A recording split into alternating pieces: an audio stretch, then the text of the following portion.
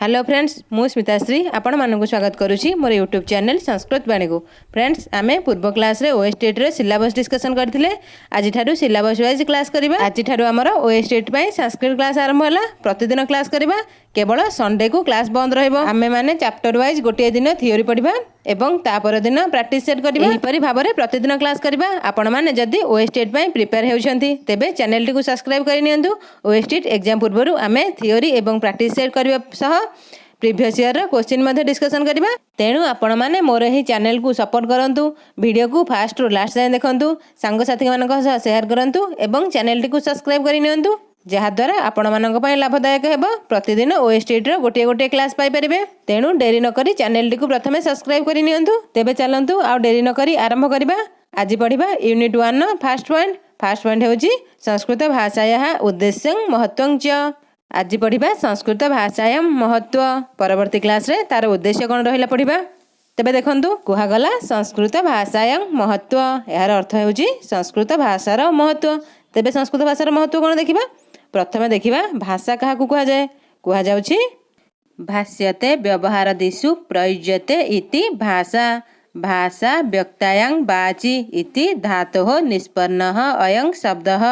अर्थात भाषा शब्दर निष्पन्न हेउची भाषा व्यक्तायां वाची इति धातोः। कुहा जाउची मानवः स्वमनसि विद्यमानाः आलोचनाः भावनाः अनुभूतिश्च अर्थयुक्तैः ध्वनिभिः संकेतैः अर्थयुक्तैः लिखित संकेतैः च व्यक्ति करोति। अर्थात मानवर निज मनरे विद्यमान थिबा आलोचना भावना अनुभूति गुड़िक अर्थयुक्त ध्वनि सहित संकेत सहित एवं अर्थयुक्त लिखित संकेत द्वारा प्रकाश करने को भाषा कुहा जाए। तेबे भाषा क्या कुहागला अभिप्राय प्रकटन साधनम। अभिप्राय को प्रकटन करने को जो साधनर आवश्यक ताहाकू भाषा बोली कुहा जाए। अर्थात दुईटी मनुष्यर परस्पर अवगाहन निमंते भाव ग्रहण निमंते भाव विनिमय निमंते भाषार आवश्यकता अछि।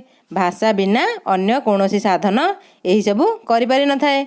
तेणु कुहागला भाषा एव मानवः मानव इति परिगण्यते। अर्थात भाषा माध्यम रे मानव को मानव रूप रे परिगणना करा जाय थाए। भाषयति या सा भाषा संस्कृताया भाषा सा संस्कृत भाषा नाम पवित्र भाषा। अर्थात संस्कृत भाषा को पवित्र भाषा बोली कुहागला। एवं कुहा जाउछि सन्ति लोके बहव्यः भाषाः यासु संस्कृत भाषा इति प्राचीना समृद्धा च। अर्थात एही लोकरे अनेक गुड़िए भाषा अछि, सेथि मध्यरु संस्कृत भाषा हेउछि अति प्राचीन एवं समृद्ध भाषा। एही संस्कृत भाषा रे ऋक् यजु साम अथर्वणाः इति चत्वारो वेदाः शिक्षा व्याकरण निरुक्त ज्योतिषं छन्दः कल्पश्चेति षडङ्गानि चतुर्दश विद्याः विज्ञानम आयुर्वेद आदि ग्रंथाश्च सन्ति। अर्थात कुहागला संस्कृत भाषा रे ऋक् यजुर साम अथर्व एही चारोटी वेद शिक्षा व्याकरण निरुक्त छंद ज्योतिष एवं कल्प षडंग चतुर्दश विद्या विज्ञानम आयुर्वेदम आदि ग्रंथ मध्य अछंती। आउ मध्य कुहा जाउछि तदारंभ्य अद्य यावत् याहा याहा शिक्षाः यानि यानि ज्ञान विज्ञानानि सन्ति ताहा ताहा शिक्षाः तानि तानि ज्ञान विज्ञानानि अस्यां भाषायां सन्निहितानि सन्ति।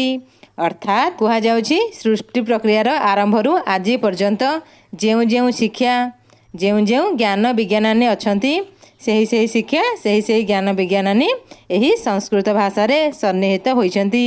अतः अति सूक्ष्म भावनानां स्पष्टीकरण विषये संस्कृतं बिना नैव समर्थो भवितुम अर्हति। तेणु करी अति सूक्ष्म भावना स्पष्टीकरण विषये संस्कृत बिना अन्य कौनसी भाषा समर्थ होई न थांती। अर्थात संस्कृत भाषा ही समर्थ होई थाए अति सूक्ष्म भावना मानकर स्पष्टीकरण विषय रे।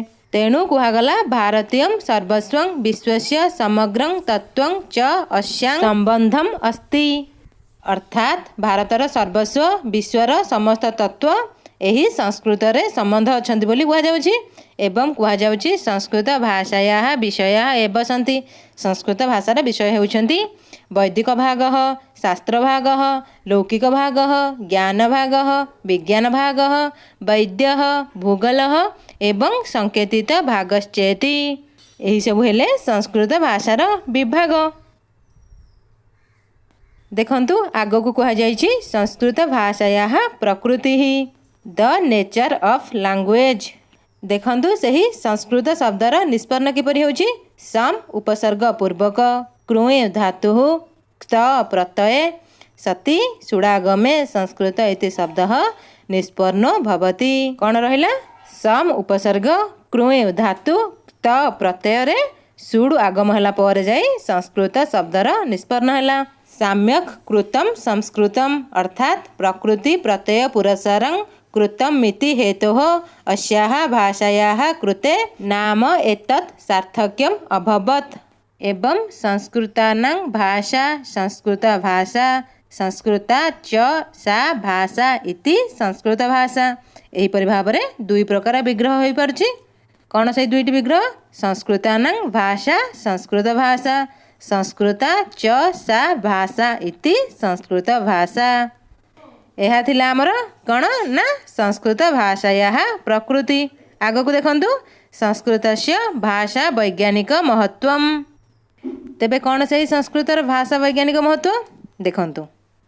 कुहा जाउछि वर्णनात्मक ऐतिहासिक तुलनात्मकान् अध्ययनानां माध्यमेन भाषायाः प्रकृतेः विकासस्य उत्पत्तेः संरचनायाः च अध्ययनपूर्वकम् एतेषां सर्वेषां विषयाणां सैद्धांतिक निर्धारणमेव भाषा विज्ञानम। अर्थात कुहा जाउछि भाषा विज्ञान भाषार उत्पत्ति, भाषार संरचना, भाषार विकास एवं भाषार ह्रास गुड़ी को अध्ययन करिथाए। आहुरी मध्य मानव केन प्रकारेण वक्ति मानव किपरि भाबरे कहूछि, ताहार उपभाषार विकास किपरि भाबरे होई परिबो, भाषा एवं उपभाषा मध्यरे कौन सबु कारण अछि एवं सेही कारण गुड़िकर किपरि परिवर्तन होई परिबो, केउ प्रकार रे किपरि भाबरे भाषार विकास होई परिबो एवं केउ सबु भाषा गुड़िक स्वतंत्र रूप से निजर स्वरूप को धारण करछन्ति। एही सबु गुड़िकर अध्ययन भाषा विज्ञान विधिवत रूप से करिथाए। एवं कुहा जाउछि भाषा विज्ञान नामक जदि गोटे विषय शास्त्र रे रखा जाए तेबे शब्दानां उत्पादितः रूप विकासः वाक्यानां संरचना प्रभृति विषयाणां विवेचनं क्रियते। एहीपरि भावरे भाषा विज्ञानर माध्यमरे जेकोनोसी भाषार वैज्ञानिक अध्ययन करा जाई पारे बोली कुहा जाउछि। तेबे भाषा विज्ञान द्वारा आउ कौन हो पारे देखंतु। कुहा जाउछि संस्कृत वैदिक वाङ्मये बहुनी रूपाणि प्राप्यन्ते तेषां प्रयोगः सम्प्रति लौकिक संस्कृते भाषायां वा नैव दृश्यते। अर्थात संस्कृत वाङ्मय बहुत गुड़िए रूप देखा मिलता है किंतु सही सबूर प्रयोग लौकिक संस्कृत रे अथवा भाषा रे देखा मिल न था। तेणुकरी एही सबु अवस्थार नाम लौकिक एवं अलौकिक संस्कृतर अध्ययन करिथाए भाषा विज्ञान। अर्थात एही सबुर भाषा विज्ञान द्वारा अध्ययन करा जायथाए। भाषा विज्ञानानां प्रयोगेण एव सुनिश्चितं जातं यत् संस्कृत पाली प्रकृतानां भाषाणां मूलम् एकमेव आस्ते। कुहा जाउछि भाषा विज्ञानर प्रयोग द्वारा सुनिश्चित करा जाउछि जे संस्कृत पाली एवं प्रकृत इत्यादि जेतिकी भाषा रहिले सबु भाषार मूल हेउछि गोटिए, ताहा हेउछि केवल संस्कृत। अतः संस्कृत साहित्यस्य वैज्ञानिकम अध्ययनम करोति भाषा विज्ञानम। तेणुकरी संस्कृत साहित्यर वैज्ञानिक अध्ययन करिथाए भाषा विज्ञान एवं भाषा विज्ञानस्य सम्बन्धः सर्वेषां मानवानां भाषाभिः समाम् अस्ति। इत्थं भाषा विज्ञाने एहि भाषा विज्ञानरे ध्वनेः ध्वनि उच्चारण उपयोगिनां स्वरतंत्र मुख जिह्वादि अंगानां प्रकृति प्रत्ययादीनां संज्ञा सर्वनाम क्रिया विशेषणादीनां नाम आख्यात उपसर्ग निपातानां पद पदार्थ विषयकानां विकारादीनां विकार मूलक कारणानां अन्येषां विविध विध विषयाणां च अध्ययनं क्रियते। अर्थात कुहागला ध्वनि इत्यादि जो सब रहिले सेही सबुर अध्ययन भाषा विज्ञान ही करिथाए। एवं कुहा जाउछि पाणिनीय शिक्षायां वर्णानां विभागः पंचधा कृतं स्यात्। कुहा जाउछि पाणिनीक शिक्षा रे वर्ण गुड़ी को 5 भाग रे विभक्त करा जायछि। से गुड़ी होउछन्ति स्वरतः कालतः स्थानात् आभ्यंतर प्रयत्नात् एवं बाह्य प्रयत्नात्। संस्कृत भाषा विषयक वर्णोत्पत्ति सिद्धांतस्य अतीव वैज्ञानिकम निरूपणम कृतम। कुहा जाउछि संस्कृत भाषा विषयर वर्णोत्पत्ति सिद्धांतर अतीव वैज्ञानिक निरूपण करा जायछि। अर्थात संस्कृत भाषार भाषा वैज्ञानिक वर्गीकरण संस्कृत भाषार वैज्ञानिक अध्ययन ଏହି ସବୁ ଗୁଡ଼ିକର ଭାଷା ବିଜ୍ଞାନ ଦ୍ୱାରା କରାଯାଇଥାଏ। ସେହି ଭାଷା ବିଜ୍ଞାନ ହେଉଛି 5 ପ୍ରକାର। କୁହାଯାଉଛି ଭାଷା ବିଜ୍ଞାନସ୍ୟ ପଞ୍ଚୈବ ପ୍ରକାରାଃ ସମୁପଲବ୍ଧାଃ ସନ୍ତି। ଅର୍ଥାତ୍ 5 ପ୍ରକାର ଭାଷା ବିଜ୍ଞାନ ଏବେ ଉପଲବ୍ଧ ଅଛି। ସେହିଗୁଡ଼ିକ ହେଉଛନ୍ତି ଐତିହାସିକ ଭାଷା ବିଜ୍ଞାନମ୍, ପ୍ରାୟୋଗିକ ଭାଷା ବିଜ୍ଞାନମ୍, ସଂରଚନାତ୍ମକ ଭାଷା ବିଜ୍ଞାନମ୍, ବର୍ଣ୍ଣନାତ୍ମକ ଭାଷା ବିଜ୍ଞାନମ୍ ଏବଂ ତୁଳନାତ୍ମକ ଭାଷା ବିଜ୍ଞାନମ୍। ତେବେ ଦେଖନ୍ତୁ ଐତିହାସିକ ଭାଷା ବିଜ୍ଞାନ କାହାକୁ କୁହାଯାଏ? କୁହାଯାଉଛି ଏହି ଭାଷା ବିଜ୍ଞାନରେ ଭାଷାର ବିକାଶର ଅଧ୍ୟୟନ କରାଯାଇଥାଏ ଏବଂ ଐତିହାସିକ ଭାଷା ବିଜ୍ଞାନ ଏହା ପ୍ରତିପାଦନ କରିଥାଏ କି ସଂସ୍କୃତ, ପାଲି, ପ୍ରାକୃତ ଇତ୍ୟାଦି ଭାଷାମାନଙ୍କର ମୂଳ ହେଉଛି ଗୋଟିଏ ଭାଷା। ଗୋଟିଏ ଭାଷାରୁ ଏହି 3ଟି ଭାଷାର ଉତ୍ପତ୍ତି ହୋଇଛି। ସେହିପରି ଦେଖନ୍ତୁ ପ୍ରାୟୋଗିକ ଭାଷା ବିଜ୍ଞାନ କାହାକୁ କୁହାଯାଏ? କୁହାଯାଉଛି ଏହି ସଂସ୍କୃତ ଭାଷାର ଶିକ୍ଷା କିପରି ଦେବା ଉଚିତ, ଅନୁବାଦ କିପରି କରାଯିବ, ଉଚ୍ଚାରଣ ଦୋଷ କିପରି ଭାବରେ ନିରାକରଣ କରାଯାଇପାରିବ, ଏହିସବୁ ବିଷୟରେ ବିଚାର ଏହି ପ୍ରାୟୋଗିକ ଭାଷା ବିଜ୍ଞାନ ଦ୍ୱାରା କରାଯାଇଥାଏ। ଆଗକୁ ଦେଖନ୍ତୁ ସଂରଚନାତ୍ମକ ଭାଷା ବିଜ୍ଞାନ କାହାକୁ କୁହାଯାଏ? ଭାଷାୟାଂ ପ୍ରୟୁକ୍ତାନାଂ ସର୍ବେଷାଂ ତତ୍ତ୍ୱାନାଂ ପାରସ୍ପରିକେ ବିଶିଷ୍ଟେ ସନ୍ଦର୍ଭେ ଅଧ୍ୟୟନଂ କ୍ରିୟତେ। ଅର୍ଥାତ୍ ଭାଷାରେ ପ୍ରୟୁକ୍ତ ହେଉଥିବା ସବୁ ତତ୍ତ୍ୱଗୁଡ଼ିକର ପରସ୍ପର ବିଶିଷ୍ଟ ସନ୍ଦର୍ଭରେ ଅଧ୍ୟୟନ କରାଯାଇଥାଏ ଏହି ସଂରଚନାତ୍ମକ ଭାଷା ବିଜ୍ଞାନ ଦ୍ୱାରା। ତେବେ ଦେଖନ୍ତୁ ବର୍ଣ୍ଣନାତ୍ମକ ଭାଷା ବିଜ୍ଞାନରେ କ'ଣ କରାଯାଇଥାଏ? ଏଥିରେ ବିଶ୍ଳେଷଣାତ୍ମକ ଅଧ୍ୟୟନ, ବର୍ଣ୍ଣନାତ୍ମକ ଅଧ୍ୟୟନ କରିଥାଏ ଭାଷା ବିଜ୍ଞାନ ଏବଂ ବହୁଳ ଭାବରେ ବ୍ୟବହୃତ ହେଉଥିବା ସଂସ୍କୃତ ଭାଷାର ଅତୀତ କାଳ କିପରି ଥିଲା, ତାହାର କେତୋଟି ଧ୍ୱନି ଥିଲା, ପଦ ରଚନା କିପରି ହୋଇଥିଲା, ବାକ୍ୟ କିପରି ଥିଲା, ଏହିସବୁ ବିଷୟର ଅଧ୍ୟୟନ ବର୍ଣ୍ଣନାତ୍ମକ ଭାଷା ବିଜ୍ଞାନ ଦ୍ୱାରା କରାଯାଇଥାଏ। ସେହିପରି ଦେଖନ୍ତୁ ତୁଳନାତ୍ମକ ଭାଷା ବିଜ୍ଞାନରେ କ'ଣ କରାଯାଇଥାଏ? କୁହାଯାଉଛି ଏକାଧିକାନାଂ ଭାଷାଣାଂ ତୁଳନାତ୍ମକ ଅଧ୍ୟୟନଂ ବିଭିନ୍ନାନାଂ କାଲମାଶ୍ରିତ୍ୟ କ୍ରିୟତେ। କୁହାଯାଉଛି ଏକାଧିକ ଭାଷାମାନଙ୍କର ତୁଳନାତ୍ମକ ଅଧ୍ୟୟନ ଯେପରି ବିଭିନ୍ନ କାଳକୁ ଆଶ୍ରୟ କରି, ଅର୍ଥାତ୍ କେଉଁ କାଳରେ କେଉଁ ଭାଷାର ପ୍ରଚଳନ ଥିଲା ସେହି ସବୁର ତୁଳନାତ୍ମକ ଅଧ୍ୟୟନ କରାଯାଇଥାଏ ତୁଳନାତ୍ମକ ଭାଷା ବିଜ୍ଞାନ ଦ୍ୱାରା। ବୁଝିପାରିଲେ ସମସ୍ତେ? ଦେଖନ୍ତୁ ଐତିହାସିକ ଭାଷା ବିଜ୍ଞାନରେ ଭାଷାର ବିକାଶର ଅଧ୍ୟୟନ କରାଗଲା। ସେହିପରି ପ୍ରାୟୋଗିକ ଭାଷା ବିଜ୍ଞାନରେ କ'ଣ କରାଗଲା ଭାଷାର ଶିକ୍ଷା କିପରି ଦେବା ଉଚିତ, ଅନୁବାଦ କିପରି କରିବା ଉଚିତ, ଅନୁବାଦର ଦୋଷ କିପରି ନିରାକରଣ କରିବା ଉଚିତ, ଏହିସବୁ ବିଷୟରେ ପ୍ରାୟୋଗିକ ଭାଷା ବିଜ୍ଞାନରେ କୁହାଗଲା। ସେହିପରି ସଂରଚନାତ୍ମକ ଭାଷା ବିଜ୍ଞାନରେ କ'ଣ କରାଗଲା? ଭାଷାରେ ପ୍ରୟୋଗ ହେଉଥିବା ସବୁ ତତ୍ତ୍ୱଗୁଡ଼ିକର ବିଶିଷ୍ଟ ରୂପରେ ଅଧ୍ୟୟନ କରାଗଲା। କେଉଁଥିରେ? ନା ସଂରଚନାତ୍ମକ ଭାଷା ବିଜ୍ଞାନରେ। ବର୍ଣ୍ଣନାତ୍ମକ ଭାଷା ବିଜ୍ଞାନରେ କରାଗଲା ବିଶ୍ଳେଷଣ ରୂପରେ ଅଧ୍ୟୟନ କରାଗଲା। ସେହିପରି ତୁଳନାତ୍ମକ ଭାଷା ବିଜ୍ଞାନରେ ବିଭିନ୍ନ ସମୟର ଭାଷାକୁ ନେଇ ତୁଳନା ରୂପରେ ଅଧ୍ୟୟନ କରାଗଲା। ଏହିପରି ଭାବରେ 5ଟି ଯେଉଁ ଭାଷା ବିଜ୍ଞାନ ରହିଲା ଆପଣମାନେ ବୁଝିପାରୁଥିବେ ନିଶ୍ଚୟ। ସେହି 5ଟି ହେଲା ଐତିହାସିକଂ ଭାଷା ବିଜ୍ଞାନଂ, ପ୍ରାୟୋଗିକଂ ଭାଷା ବିଜ୍ଞାନମ୍, ସଂରଚନାତ୍ମକଂ ଭାଷା ବିଜ୍ଞାନମ୍, ବର୍ଣ୍ଣନାତ୍ମକଂ ଭାଷା ବିଜ୍ଞାନମ୍ ଏବଂ ତୁଳନାତ୍ମକ ଭାଷା ବିଜ୍ଞାନମ୍। ଆଗକୁ ଦେଖନ୍ତୁ ଭାଷା ବିଜ୍ଞାନସ୍ୟ ଅଙ୍ଗାନି। କୁହାଯାଉଛି ଅସ୍ମିନ୍ ଅଧ୍ୟୟନେ ଧ୍ୱନୀନାଂ ଉଚ୍ଚାରଣସ୍ୟ ଅକ୍ଷରାଣାଂ ଶବ୍ଦାନାଂ ପଦାନାଂ ବାକ୍ୟାନାଂ ଚ ସଂରଚନାୟାଃ ବିବେଚନଂ କ୍ରିୟତେ। ଏଥିରେ ଧ୍ୱନିମାନଙ୍କର ଉଚ୍ଚାରଣ, ଅକ୍ଷରର, ଶବ୍ଦର, ପଦର ଏବଂ ବାକ୍ୟର ସଂରଚନା ବିଷୟରେ ବିବେଚନା କରାଯାଇଥାଏ। ଏହି ଭାଷା ବିଜ୍ଞାନର ହେଉଛି 4ଟି ଅଙ୍ଗ। ଗୋଟିଏ ହେଉଛି ଧ୍ୱନି ବିଜ୍ଞାନ, ପଦ ବିଜ୍ଞାନ, ବାକ୍ୟ ବିଜ୍ଞାନ ଏବଂ ଅର୍ଥ ବିଜ୍ଞାନ। ଚାଲନ୍ତୁ ଗୋଟିଏ ଗୋଟିଏ ବୁଝିବା କାହାକୁ କ'ଣ କୁହାଯାଏ। ପ୍ରଥମେ ଦେଖନ୍ତୁ ଧ୍ୱନି ବିଜ୍ଞାନ। ଏଥିରେ କୁହାଯାଉଛି ସମ୍ପୂର୍ଣ୍ଣ ଭାଷା ହେଉଛି ଧ୍ୱନିର ଆଶ୍ରିତ। ଯଥା ସ୍ୱରତନ୍ତ୍ରମ୍ ମୁଖମ୍ ଜିହ୍ୱା ତାଲ୍ୱାଦିକମ୍ ଚ। ତଦନନ୍ତରଂ ଧ୍ୱନି ଉଚ୍ଚାରଣ ସ୍ଥାନସ୍ୟ ଉଚ୍ଚାରଣ ପ୍ରୟତ୍ନସ୍ୟ ଚ ଦୃଷ୍ଟ୍ୱା ଅପି ବର୍ଗୀକରଣମ୍ କ୍ରିୟତେ। କୁହାଯାଉଛି ଏହି ସ୍ୱରତନ୍ତ୍ରମ୍ ମୁଖମ୍ ଜିହ୍ୱା ତାଲ୍ୱାଦିକମ୍ ପରେ ମଧ୍ୟ ଧ୍ୱନି ଉଚ୍ଚାରଣ ସ୍ଥାନ ଦୃଷ୍ଟିରୁ, ଉଚ୍ଚାରଣ ପ୍ରୟତ୍ନ ଦୃଷ୍ଟିରୁ ମଧ୍ୟ ବର୍ଗୀକରଣ କରାଯାଇଥାଏ। ଆଗକୁ ଦେଖନ୍ତୁ ପଦ ବିଜ୍ଞାନମ୍। ପଦ ପଦାର୍ଥ ନିରୂପତୟା ମହର୍ଷିଣାଂ ପାଣିନିନାଂ ଅଭିହିତମ୍ ସୁପ୍ତିମନ୍ତ ପଦମ୍। ଅର୍ଥାତ୍ ପଦ ପଦାର୍ଥର ନିରୂପଣ ପାଇଁ ମହର୍ଷି ପାଣିନି କହିଛନ୍ତି ସୁପ୍ତିମନ୍ତମ୍ ପଦମ୍। ଏହି ପଦରେ ବିଜ୍ଞାନେ ନାନା ବିଧାନାଂ ପଦାନାଂ ଅଧ୍ୟୟନମ୍ କ୍ରିୟତେ। ଏହି ପଦରେ ବିଜ୍ଞାନରେ ନାନାବିଧ ପଦମାନଙ୍କର ପ୍ରୟୋଗ କରାଯାଇଥାଏ। ଯଥା ସଂଜ୍ଞା, ସର୍ବନାମ, କ୍ରିୟା, କ୍ରିୟା ବିଶେଷଣାଦୀନାଂ ଧାତୁ ରୂପାଣାଂ ଶବ୍ଦ ରୂପାଣାଂ ଚ। ଗଲା ଏହି ପଦକୁ ନେଇ ସଂଜ୍ଞା, ସର୍ବନାମ, କ୍ରିୟା, କ୍ରିୟା ବିଶେଷଣ ଆଦି ଧାତୁ ରୂପ ଶବ୍ଦ ରୂପ ଆଦିର ପ୍ରୟୋଗ କରାଯାଇଥାଏ। ଏହି ଭାଷା ଗୁଡ଼ିକ ହେଉଛନ୍ତି ପଦର ମୂଳ ଅର୍ଥାତ୍ ପଦାନି ଏବ ଭାଷାୟାଃ ମୂଲଭୂତାନି ସନ୍ତି। ସେହିପରି ଦେଖନ୍ତୁ ବାକ୍ୟ ବିଜ୍ଞାନ କାହାକୁ କୁହାଯାଏ? କୁହାଗଲା ଅନେକାସାଂ ସାର୍ଥକାନାଂ ଅନ୍ୱିତାନାଂ ଚ ପଦାନାଂ ସମୂହ ବାକ୍ୟମିତି ଅଭିଧୀୟତେ ଯୋଗ୍ୟତା ଆକାଂକ୍ଷା ଆସକ୍ତିଶ୍ଚ ନିରୂପଣଂ କ୍ରିୟତେ ଅତ୍ର ବାକ୍ୟାନାଂ ଐତିହାସିକଂ ତୁଳନାତ୍ମକ ଅଧ୍ୟୟନମପି ପ୍ରସ୍ତୁୟତେ।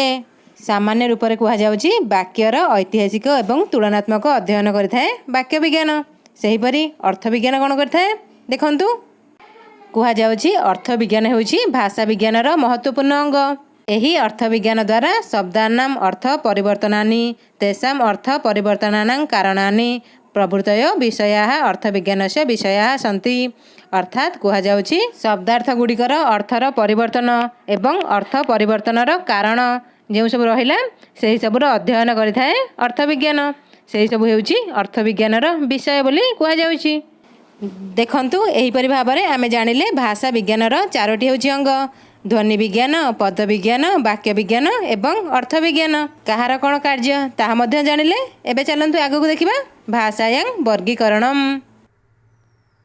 ଦେଖନ୍ତୁ ଭାଷାୟାଂ ବର୍ଗୀକରଣମ୍ ଏଥିରେ କୁହାଯାଉଛି ସମ୍ପ୍ରତି अस्मिन् संसारे 3 सहस्राणि भाषाः प्रचलितानि सन्ति तासां सर्वासां भाषाणां द्विधा वर्गीकरणं कृतम् अस्ति। କୁହାଯାଉଛି ଏହି ସଂସାରରେ 3 सहस्राणि ଭାଷା ପ୍ରଚଳିତ ଅଛି। ସେହି ସବୁ ଭାଷା ଗୁଡ଼ିକୁ ଦୁଇ ଭାଗରେ ବିଭକ୍ତ କରାଯାଇଛି। ସେଗୁଡ଼ିକ ହେଉଛି ଆକୃତିମୂଳକମ୍ ଏବଂ ପାରିବାରିକମ୍। କୁହାଯାଉଛି ଆକୃତିମୂଳକମ୍ ବାକ୍ୟାନାଂ ପଦାନାଂ ଚ ଅଧ୍ୟୟନଂ କ୍ରିୟତେ ଅର୍ଥାତ୍ ଆକୃତିମୂଳକ ଭାଷା ବିଜ୍ଞାନ ପଦମାନଙ୍କର ଏବଂ ବାକ୍ୟମାନଙ୍କର ଅଧ୍ୟୟନ କରିଥାଏ। ସେହିପରି ପାରିବାରିକ ବର୍ଗୀକରଣ କ'ଣ କରିଥାଏ? ଦେଖନ୍ତୁ କୁହାଯାଉଛି ଭାଷାର ପାରିବାରିକ ବର୍ଗୀକରଣ ହେଉଛି ଅତୀବ ବୈଜ୍ଞାନିକ। ସେହି ବର୍ଗୀକରଣରେ ରଚନା ତତ୍ତ୍ୱମ୍ ଅର୍ଥ ତତ୍ତ୍ୱମ୍ ଚ ସମାନ ରୂପେଣ ଆଲୋଚ୍ୟତେ ଧ୍ୱନିଃ ପଦ ରଚନା ବାକ୍ୟ ରଚନା ଅର୍ଥ ଶବ୍ଦ ସମ୍ପତ୍ତିଃ ସ୍ଥାନ ସାନ୍ନିଧ୍ୟଂ ଚ ଏତେଷୁ ଷଟ୍ସୁ ବିଷୟେଷୁ ସାମ୍ୟେ ସତି ଭାଷାୟାମ୍ ଏକଃ ପରିବାରଃ ଭବତି। ଅର୍ଥାତ୍ କୁହାଯାଉଛି ଧ୍ୱନି ପଦ ରଚନା ବାକ୍ୟ ରଚନା ଅର୍ଥ ଶବ୍ଦ ସମ୍ପତ୍ତି ଏବଂ ସ୍ଥାନ ସାନ୍ନିଧ୍ୟ ଏହି 6ଟି ବିଷୟ ସାମ୍ୟ ଥିଲେ ମଧ୍ୟ ଭାଷାର ହେଉଛି ଗୋଟିଏ ପରିବାର। ଏହିପରି ଭାବରେ ଆମେ ପଢ଼ିଲେ ଭାଷାର ବର୍ଗୀକରଣ ହେଉଛି ଦୁଇ ପ୍ରକାର। ଗୋଟିଏ ହେଉଛି ଆକୃତିମୂଳକ ଏବଂ ଅନ୍ୟଟି ହେଉଛି ପାରିବାରିକ ବର୍ଗୀକରଣ। ତେବେ ଆଗକୁ ଦେଖିବା ଭାରତୀୟ ଭାଷାସୁ ସଂସ୍କୃତସ୍ୟ ସ୍ଥାନମ୍।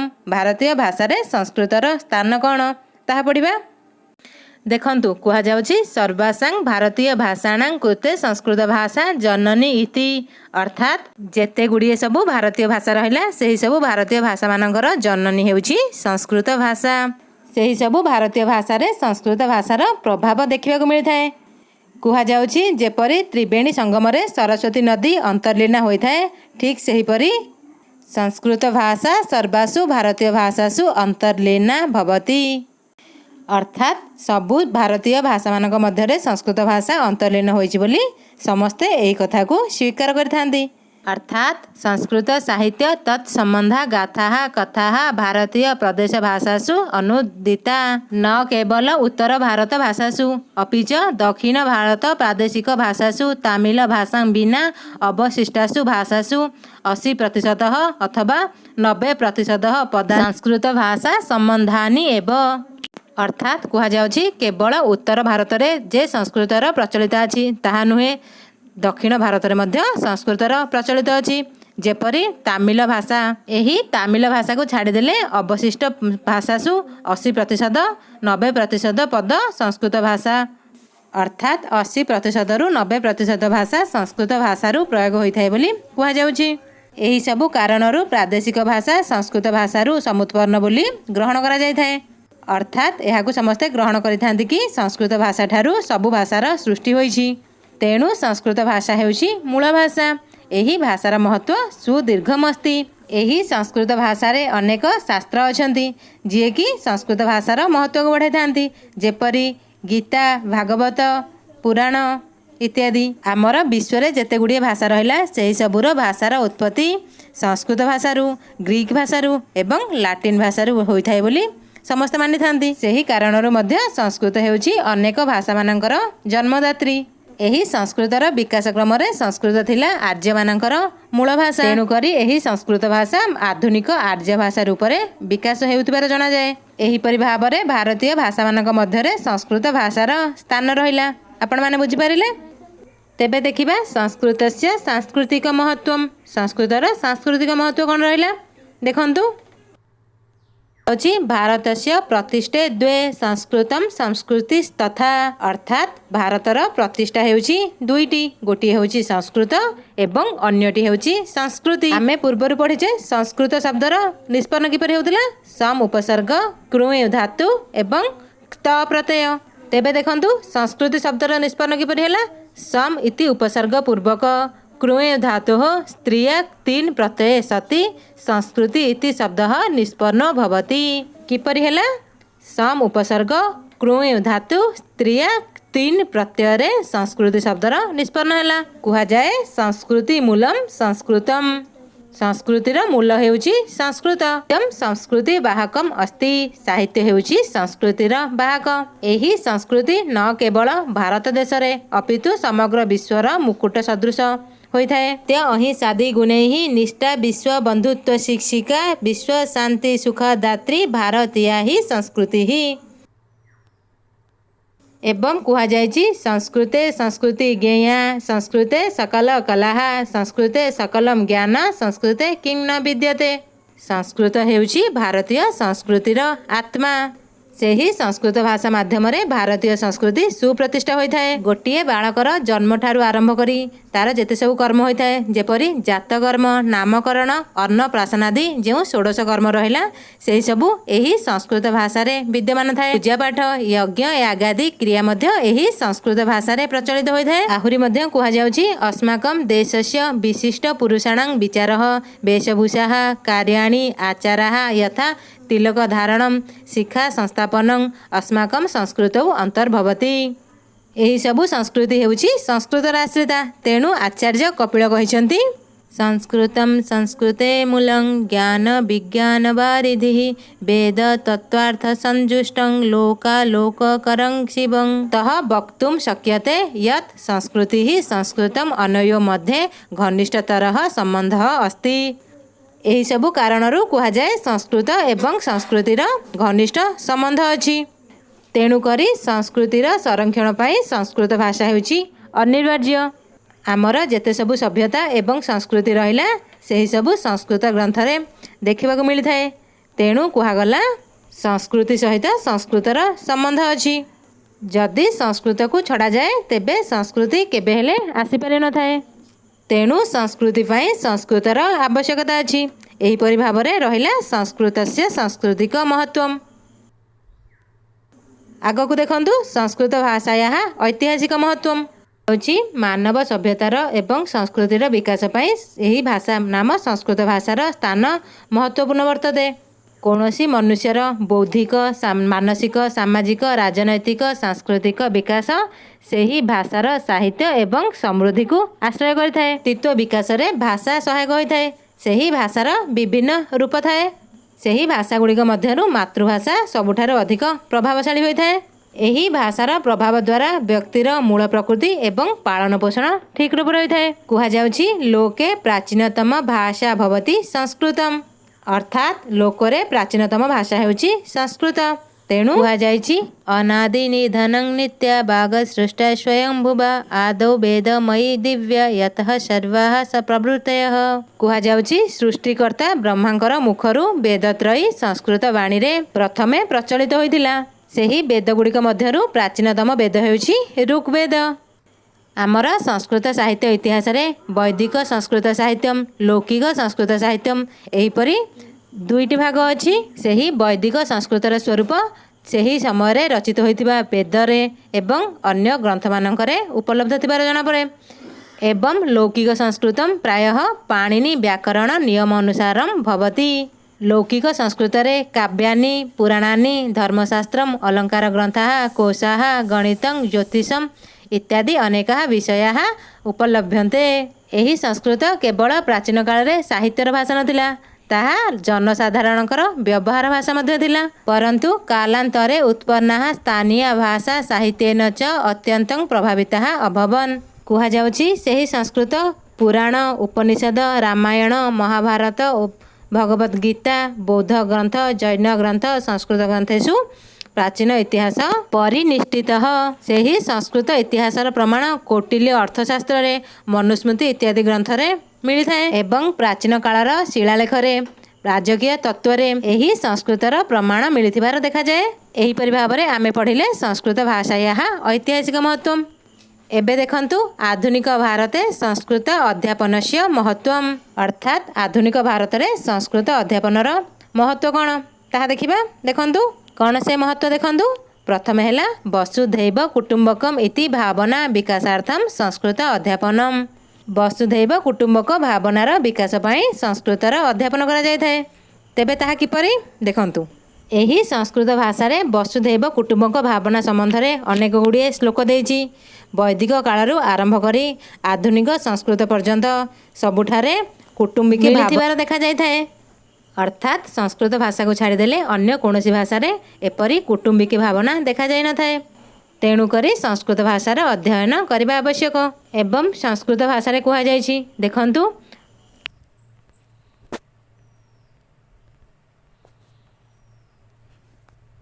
ଅୟଂ ନିଜଃ ପରୋ ବେତି ଗଣନା ଲଘୁଚେତସାମ୍ ଉଦାର ଚରିତାନାଂ ତୁ ବସୁଧୈବ କୁଟୁମ୍ବକମ୍। ଏବଂ ସର୍ବେ ଭବନ୍ତୁ ସୁଖିନଃ ସର୍ବେ ସନ୍ତୁ ନିରାମୟଃ ସର୍ବେ ଭଦ୍ରାଣି ପଶ୍ୟନ୍ତୁ ମା କଶ୍ଚିତ୍ ଦୁଃଖଭାକ୍ ଭବେତ୍। ଏହିପରି ଭାବରେ ବସୁଧୈବ କୁଟୁମ୍ବକମ୍ ଭାବନା ବିଷୟରେ ସଂସ୍କୃତରେ କୁହାଯାଇଛି। ତେଣୁ ସଂସ୍କୃତର ଅଧ୍ୟାପନ କରିବା ଆବଶ୍ୟକ। ସେହିପରି ନେକ୍ସଟ ପଏଣ୍ଟ ଦେଖନ୍ତୁ, ଭାରତୀୟ ଭାଷାୟାଃ ସଂରକ୍ଷଣାର୍ଥମ୍ ସଂସ୍କୃତ ଅଧ୍ୟାପନସ୍ୟ ମହତ୍ତ୍ୱମ୍। ତେବେ କିପରି ଭାବରେ ଭାରତୀୟ ଭାଷାମାନଙ୍କର ସଂରକ୍ଷଣ କରୁଛି ସଂସ୍କୃତ ଭାଷା ଦେଖନ୍ତୁ। କୁହାଯାଉଛି ସବୁ ଭାରତୀୟ ଭାଷାମାନଙ୍କର ଜନନୀ ହେଉଛି ସଂସ୍କୃତ ଭାଷା। ତେଣୁ ପ୍ରାଦେଶିକ ଭାଷାର ସଂରକ୍ଷଣ ପାଇଁ ସଂସ୍କୃତ ଭାଷାର ମହତ୍ତ୍ୱ ରହିଛି। ପ୍ରାଦେଶିକ ଭାଷାରେ 80ରୁ 90 ପଦ ହେଉଛି ସଂସ୍କୃତ ଭାଷାର। ତେଣୁ ଯେଉଁ ସବୁ ଭାରତୀୟ ଭାଷା ରହିଲା ସେହି ସବୁ ଭାଷା ପ୍ରାଦେଶିକ ଆର୍ଯ୍ୟ ଭାଷା ସଂସ୍କୃତ ଭାଷାଠାରୁ ସୃଷ୍ଟି ବୋଲି କୁହାଯାଉଛି। ଅତଃ ସଂସ୍କୃତ ଭାଷାୟାଂ ସାର୍ବଭୌମିକତା ବର୍ତ୍ତତେ। ଆମର ଭାରତୀୟ ସମ୍ବିଧାନର 35 ଅଧ୍ୟାୟରେ କୁହାଯାଇଛି ସଂସ୍କୃତ, ହିନ୍ଦୀ, ମୈଥିଲି, ଅସମାନି, ବଙ୍ଗଳା, ବୋଣ୍ଡୋ, ଡୋଗ୍ରୀ, ଗୁଜରାଟୀ, କାଶ୍ମୀରୀ, କଙ୍କୋଣି, ମଣିପୁରୀ, ମରାଠୀ, ନେପାଳୀ, ଓଡ଼ିଆ, ପଞ୍ଜାବୀ, ମୈଥିଲି, ସିନ୍ଧି, ଉର୍ଦ୍ଦୁ ଇତି ଚ ଅଷ୍ଟାଦଶ ଭାଷାଃ ଭାରତୀୟ ଭାଷା ଅନ୍ତର୍ଗତେଷୁ ମାନ୍ୟାଃ ସନ୍ତି। ଆମର ଭାରତୀୟ ସମ୍ବିଧାନରେ ଯେଉଁ ଅଷ୍ଟାଦଶ ଭାଷାକୁ ମାନ୍ୟତା ଦିଆଯାଇଛି ସେଥିରେ ସଂସ୍କୃତ ଭାଷା ମଧ୍ୟ ଅଛି। ଏହି ସଂସ୍କୃତ ଭାଷା ହେଉଛି ଇଣ୍ଡୋ ୟୁରୋପୀୟ ଭାଷାର ଜନନୀ। ଏହିପରି ଭାବରେ ଭାରତୀୟ ଭାଷାର ସଂରକ୍ଷଣ ପାଇଁ ସଂସ୍କୃତ ଭାଷାର ଆବଶ୍ୟକ ଅଛି। ସେହିପରି ଦେଖନ୍ତୁ ଶୈକ୍ଷିକ ବିକାଶ ଭାଷା ସାହିତ୍ୟ ବ୍ୟାକରଣାଦି ଜ୍ଞାନାର୍ଥମ୍ ସଂସ୍କୃତସ୍ୟ ଅଧ୍ୟାପନମ୍।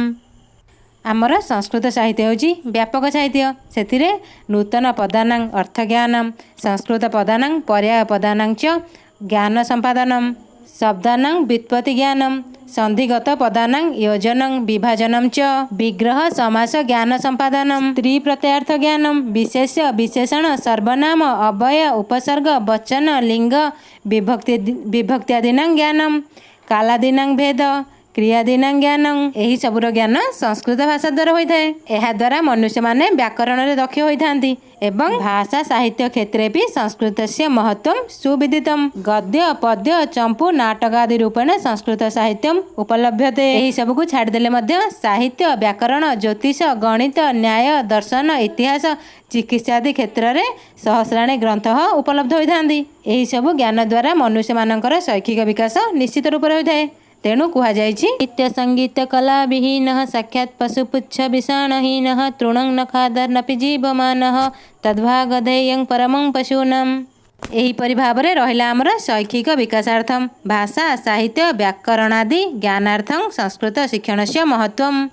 ଆଗକୁ ଦେଖନ୍ତୁ ବୌଦ୍ଧିକ ବିକାଶାର୍ଥଂ ଆଧ୍ୟାତ୍ମିକ ନୈତିକ ଜ୍ଞାନାର୍ଥଂ ଚ ସଂସ୍କୃତ ଶିକ୍ଷଣସ୍ୟ ମହତ୍ତ୍ୱମ୍। ତେବେ କିପରି ଭାବରେ ସଂସ୍କୃତ ଭାଷା ଦ୍ୱାରା ଆମର ବୌଦ୍ଧିକ ବିକାଶ, ଆଧ୍ୟାତ୍ମିକ ବିକାଶ ଏବଂ ନୈତିକ ବିକାଶ ଦେଖିବା। ଦେଖନ୍ତୁ କୁହାଯାଉଛି ଶିକ୍ଷଣମ୍ ଶିକ୍ଷାର୍ଥୀନାଂ ବୌଦ୍ଧିକ ବିକାଶସ୍ୟ ଆଧାରଃ ଭବିତୁଂ ଶକ୍ନୋତି। ଶିକ୍ଷଣ ହେଉଛି ଶିକ୍ଷାର୍ଥୀମାନଙ୍କର ବୌଦ୍ଧିକ ବିକାଶର ଆଧାର। ତେଣୁ ଜ୍ଞାନ ବିଜ୍ଞାନମ୍ ଦୃଷ୍ଟ୍ୱା ସଂସ୍କୃତସ୍ୟ ସାହିତ୍ୟମ୍ ଅତୀବ ସମୃଦ୍ଧ ବର୍ତ୍ତତେ। ଜ୍ଞାନ ବିଜ୍ଞାନ ଦୃଷ୍ଟିରୁ ସଂସ୍କୃତ ସାହିତ୍ୟ ହେଉଛି ଅତୀବ ସମୃଦ୍ଧ। ତେଣୁ କୁହାଯାଉଛି ବେଦ ଉପନିଷଦ ପୁରାଣ ଆଦି ଯେଉଁ ସବୁ ଗ୍ରନ୍ଥ ରହିଲେ ସେହି ସବୁ ଗ୍ରନ୍ଥମାନଙ୍କରେ ଅନେକ ନୀତିଶାସ୍ତ୍ରେଷୁ ଅନେକ ଉଦାହରଣ ଦିଆଯାଇଛି। ସେହି ସବୁକୁ ଯଦି ବ୍ୟବହାର ଉପଯୋଗୀ କରାଯାଇପାରେ ତେବେ ମନୁଷ୍ୟର ବୌଦ୍ଧିକ ଆଧ୍ୟାତ୍ମିକ ନୈତିକ ବିକାଶରେ ସହାୟକ ହୋଇଥାଏ। ତେଣୁ କୁହାଯାଇଛି ସା ବିଦ୍ୟା ୟା ବିମୁକ୍ତୟେ ବିଦ୍ୟୟା ମୃତମଶ୍ନୁତେ ବିଦ୍ୟୟା ବିନ୍ଦତେ ଅମୃତମ୍। ସଂସ୍କୃତ ଅତିରିକ୍ତ ନ କୁତ୍ରାପି ନୈତିକ ଶିକ୍ଷାୟାଃ ବିବେଚନମ୍ ଦୃଶ୍ୟତେ। କୁହାଯାଉଛି ସଂସ୍କୃତକୁ ଛାଡ଼ିଦେଲେ ଅନ୍ୟ କୌଣସିଠାରେ ଏହିପରି ନୈତିକ ଶିକ୍ଷାର ବିବେଚନ ଦିଆଯାଇ ନାହିଁ। ତେଣୁକରି ମାନବର ନୈତିକ ଜ୍ଞାନ ବୃଦ୍ଧି ପାଇଁ ସଂସ୍କୃତ ଶିକ୍ଷାର ଆବଶ୍ୟକତା ଅଛି। ସେହିପରି ଚାଲନ୍ତୁ ଦେଖିବା ଚରିତ୍ର ନିର୍ମାଣରେ ସଂସ୍କୃତ ଶିକ୍ଷଣର ମହତ୍ତ୍ୱ କ'ଣ। ଦେଖନ୍ତୁ, ଆମେ ଜାଣିଛେ ଉତ୍ତମ ଚରିତ୍ରର ସ୍ଥାନ ସବୁଠାରୁ ଆଗରେ ଥାଏ। ତେଣୁ ଚରିତ୍ରବାନ ବ୍ୟକ୍ତି ସମାଜ ସେବକ, ନୀତିମାନ, ଆଚରଣମାନ ବ୍ୟକ୍ତି ସମ୍ମାନୀୟ ହୋଇଥାଏ। ସେଥିପାଇଁ ଚରିତ୍ର ନିର୍ମାଣ ପରମ ଆବଶ୍ୟକ ହୋଇଥାଏ। ସେହି ଚରିତ୍ର ନିର୍ମାଣ ପାଇଁ ସଂସ୍କୃତ ଶିକ୍ଷଣର ମହତ୍ତ୍ୱପୂର୍ଣ୍ଣ ସ୍ଥାନ ଅଛି। ଏହି ସଂସ୍କୃତ ଶିକ୍ଷା ଦ୍ୱାରା ଆତ୍ମାର ବିକାଶ ହୋଇଥାଏ, ଚରିତ୍ର ନିର୍ମାଣ ହୋଇଥାଏ ଏବଂ ଜନ୍ମଜାତ ଶକ୍ତିମାନଙ୍କର ମଧ୍ୟ ବିକାଶ ହୋଇଥାଏ। ଯଦି ଚରିତ୍ର ନିର୍ମାଣ ହେଲା ତେବେ ଏହିସବୁର ବିକାଶ ହୋଇଥାଏ।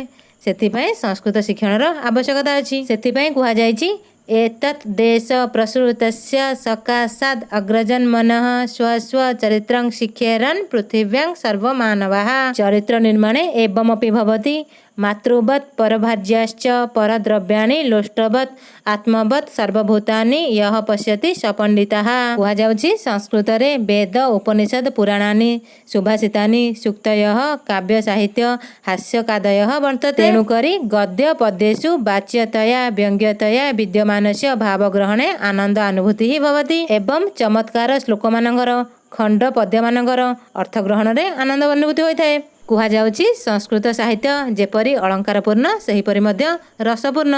ତେଣୁକରି ତାହାକୁ ପଢ଼ିବା ଦ୍ୱାରା ରସ ଅନୁଭୂତି ହୋଇଥାଏ। ତେଣୁ ନୀତିକାରଃ କହିଛନ୍ତି କାବ୍ୟଶାସ୍ତ୍ର ବିନୋଦେନ କାଲୋ ଗଚ୍ଛତି ଧୀମତା ବ୍ୟସନେନ ଚ ମୂର୍ଖାଣାଂ ନିଦ୍ରୟା କଲହେନ ବା। ଆଗକୁ ଦେଖନ୍ତୁ ଆତ୍ମାନୁଶାସନ ସଂସ୍ଥାପନାର୍ଥଂ ସଂସ୍କୃତ ଅଧ୍ୟାପନସ୍ୟ ମହତ୍ତ୍ୱମ୍। ଅନୁଶାସନ ହେଉଛି ନିୟମାନ ଅଧିକାରାନ୍ ପ୍ରତି ଆଜ୍ଞାକାରିତା ଏବ ଅନୁଶାସନମ୍। ଶାସନସ୍ୟ ଅନୁକରଣମେବ ଅନୁଶାସନମ୍। ଏହି ଅନୁଶାସନ ଶବ୍ଦ ଅନୁ ପୂର୍ବକ ଶାସ୍ ଧାତୋଃ ଲ୍ୟୁଟ୍ ପ୍ରତ୍ୟୟ ଅନୁଶାସନ ଶବ୍ଦଃ ନିଷ୍ପନ୍ନଃ। କୁହାଯାଉଛି ସର୍ବତ୍ର ଅନୁଶାସନସ୍ୟ ପାଳନମ୍ କର୍ତ୍ତବ୍ୟମ୍। ସବୁଠାରେ ଅନୁଶାସନର ପାଳନ କରିବା ଉଚିତ। ଅନୁଶାସନ ଦ୍ୱାରା ସବୁ କାର୍ଯ୍ୟ ଶୃଙ୍ଖଳା ରୂପରେ ସମାପ୍ତ ହୋଇପାରିଥାଏ। ଦେଖନ୍ତୁ, ଯଦି ବିଦ୍ୟାଳୟରେ ଛାତ୍ରମାନଙ୍କୁ ଅଧିକ ସ୍ୱତନ୍ତ୍ରତା ଦିଆଯାଏ ତେବେ ସେମାନେ ଶିକ୍ଷକଙ୍କର ମସ୍ତକ ଉପରେ ଚଢ଼ିଥାନ୍ତି, ଅର୍ଥାତ୍ ବିଶୃଙ୍ଖଳିତ ହୋଇଯାଇଥାନ୍ତି। ତେଣୁକରି କକ୍ଷାରେ ଭୟ ଏବଂ ସ୍ନେହ ଦ୍ୱାରା ଅନୁଶାସନ ପାଳନ କରିବା ଉଚିତ। ଏହି ଅନୁଶାସନ ହେଉଛି ସଫଳତାର ମୂଳ କାରଣ। ବୈଜ୍ଞାନିକ ଭାଷା ରୂପେ ସଂସ୍କୃତ ଅଧ୍ୟାପନସ୍ୟ ମହତ୍ତ୍ୱମ୍। କୁହାଯାଉଛି ବୈଜ୍ଞାନିକଶ୍ଚ କପିଲଃ କାଣାଦଃ ସୁଶ୍ରୁତଶ୍ଚଥା ଚରକୋ ଭାସ୍କରାଚାର୍ୟ ବରାହ ମିହିରଃ ସୁଧୀଃ ନାଗାର୍ଜୁନ ଭରଦ୍ୱାଜ ଆର୍ଯ୍ୟଭଟ୍ଟ ବସୁବୃଦ୍ଧଃ ଧେୟୋ ବେଙ୍କଟାରାମଶ୍ଚ ବିଜ୍ଞା ରାମାନୁଜାଦୟଃ। ସଂସ୍କୃତ ସାହିତ୍ୟରେ ଭୌତିକ ବିଜ୍ଞାନ, ରାସାୟନିକ ବିଜ୍ଞାନ, ଗଣିତ, ବିମାନଶାସ୍ତ୍ର, ଜ୍ୟୋତିଷଶାସ୍ତ୍ର, ବସ୍ତୁଶାସ୍ତ୍ର ଇତ୍ୟାଦି ବିଦ୍ୟାର ବର୍ଣ୍ଣନା କରାଯାଇଛି। ଭୌତିକ ବିଜ୍ଞାନର ପ୍ରବର୍ତ୍ତକ ହେଉଛନ୍ତି ଋଷିବର କାଣାଦ। କୁହାଯାଉଛି ସଂସ୍କୃତ ଭାଷା ହେଉଛି ଏକ ବୈଜ୍ଞାନିକ ଭାଷା। ଏଥିରେ ଥିବା ବ୍ୟାକରଣ ଏବଂ ମନୋବିଜ୍ଞାନ ହେଉଛନ୍ତି ବିଶ୍ୱ ପ୍ରସିଦ୍ଧ। ଏହିପରି ଭାବରେ ରହିଲା ସଂସ୍କୃତ ଭାଷାର ବୈଜ୍ଞାନିକ ମହତ୍ତ୍ୱ। ଆଗକୁ ଦେଖନ୍ତୁ ସଂସ୍କୃତ ଶିକ୍ଷଣସ୍ୟ ସମସ୍ୟା। ସଂସ୍କୃତ ଶିକ୍ଷଣର ମୁଖ୍ୟ ସମସ୍ୟା ହେଉଛି ସଂସ୍କୃତ ଶିକ୍ଷଣାର୍ଥମ୍ ଉପଯୁକ୍ତ ବାତାବରଣସ୍ୟ ଅଭାବ ଅସ୍ତି। କୁଶଳ ପ୍ରଶିକ୍ଷିତ ଅଧ୍ୟାପକାନାଂ ଅଭାବଃ। ସଂସ୍କୃତ ପାଠଶାଳାସୁ ବିଦ୍ୟାଳୟେଷୁ ଚ ଦୃଶ୍ୟ ଶ୍ରବ୍ୟ ଉପକରଣାଂ ଅଭାବ। ସଂସ୍କୃତ ପତ୍ର ପତ୍ରିକାଣାଂ ଅଭାବ। ଜୀବନ ଉପାର୍ଜନସ୍ୟ ସମସ୍ୟା ପ୍ରମୁଖା। ଅନିବାର୍ଯ୍ୟ ସଂସ୍କୃତ ଭାଷାୟା ଶିକ୍ଷଣସ୍ୟ ଅଭାବ। ସର୍ବକାରଣାଂ ସଂସ୍କୃତ ବିଷୟଂ ପ୍ରତି ଉଦାସୀନତା। ସଂସ୍କୃତ ମାଧ୍ୟମରେ ସଂସ୍କୃତ ଶିକ୍ଷଣସ୍ୟ ଅଭାବ। ଏହିସବୁ ହେଉଛନ୍ତି ସଂସ୍କୃତ ଶିକ୍ଷଣର ମୁଖ୍ୟ ସମସ୍ୟା। ଆଗକୁ ଦେଖନ୍ତୁ ସଂସ୍କୃତ ଅଧ୍ୟାପକ କିପରି ହେବା ଆବଶ୍ୟକ। अर्थात संस्कृत अध्यापक हेबापई ता पाखरे कौ कौ गुण रहिबा आवश्यक देखंतु। गोटिए शिक्षक पाखरे मानवस्य युक्तायुक्त विवेचनम ज्ञानम आवश्यक। अहिंसा सत्य अक्रोध त्याग शांति क्षमा तेज धैर्य इत्यादि गुणा प्रत्येक मानवस्य कृते आवश्यक। गोटिए शिक्षक पाखरे एही सब गुण रहिबा आवश्यक। एवं आहुरी मध्य कुहा जाउछि सहनशीलता समभाव अध्यापन विषयेषु निपुणता बोधने सामर्थ्यम अनुशासन प्रिय समयानुवर्ती आत्मसम्मानम परोपकार भावनायुक्त अध्ययन शक्ति छात्रेषु तादात्म्य भाव एवं सदाचरणशीलता एहीपरि भावरे गुण रहिबा आवश्यक गोटिए संस्कृत शिक्षक पाखरे। एहीपरि भावरे आज आमे पढ़िले संस्कृत भाषायाः महत्वम। परवर्ती क्लास रे आज जहाँ पढ़िले तार प्रैक्टिस सेट करिबा। जदि वीडियोटी भल लागि थाए लाइक शेयर एवं सब्सक्राइब करि नेबे। जय जगन्नाथ।